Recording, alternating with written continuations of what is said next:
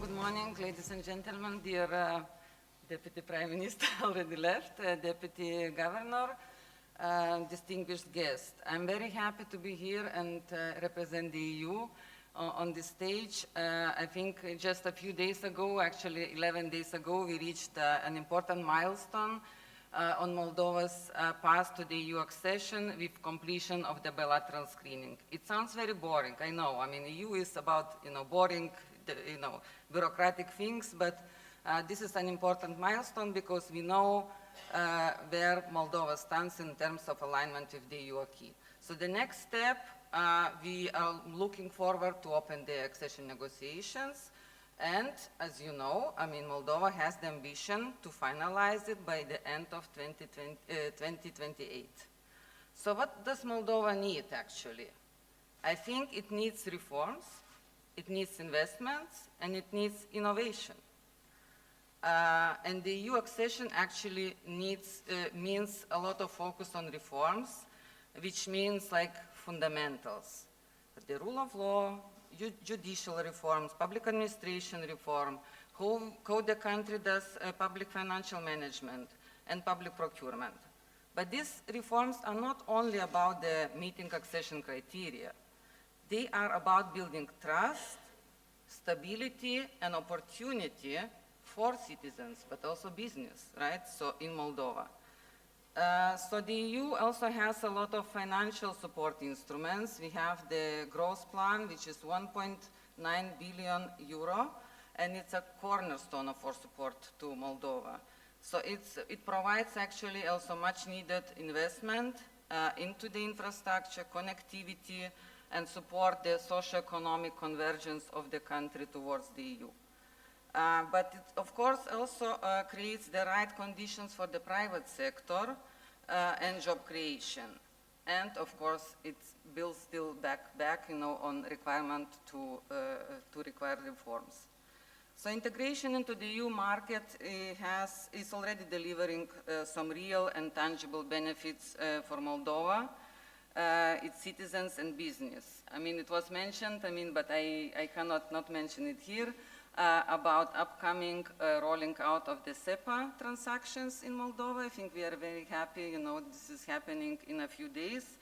For that, actually, there was a quite long process of alignment with the EU acquis. It required Moldova to align with the payment directives. It required also to align with the anti-money laundering legislation and many other things.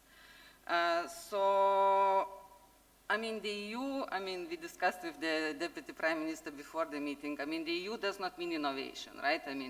But the EU can provide the right regulatory environment and, equal playing field for all business and startups and companies to work.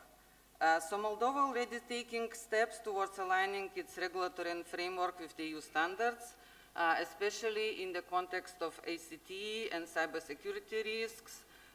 This is done in line with the EBA guidelines and include, of course, also the new requirements from the EU Digital Operation Resilience Act. Moldova also has already strategic documents such as information security strategy, digital transformation strategy, and this helps also to see Moldova's digital future, a future that is secure, resilient, innovative, and connecting with Europe. So alignment with the relevant EU rules matters much more broadly than, just technical solutions. And the Deputy Governor was very good in outlining all the technicalities, so I don't go into that anymore. So because it matters broadly for business and creates new opportunities.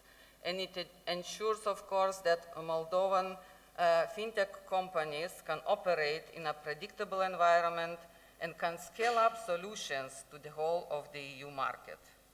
And how can the EU support, let's say, business and startups in Moldova?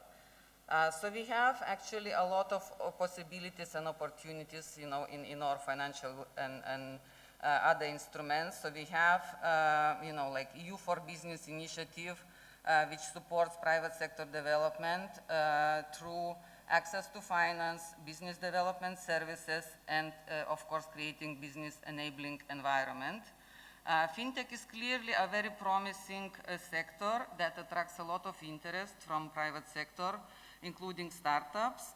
There are also a lot of possibilities under the EU for Business financing, which we work very closely with the international financial institutions, mainly BRD, EIB, and it goes via the local banks. But I mean, there are also other international financial institutions we work with, also from the member states. And then I would like to highlight also the EU Innovation East. This is our cross-country initiative, which is aimed to boost Moldova's innovation ecosystem with focus on startups in high-value sectors. And it also helps to support cross-border cooperation and connecting Moldova startups with more advanced EU ecosystems. I would stop here. I think this is time to invest in Moldova, and it's also time to develop innovative solutions which would bring Moldova closer to the EU. Thank you very much.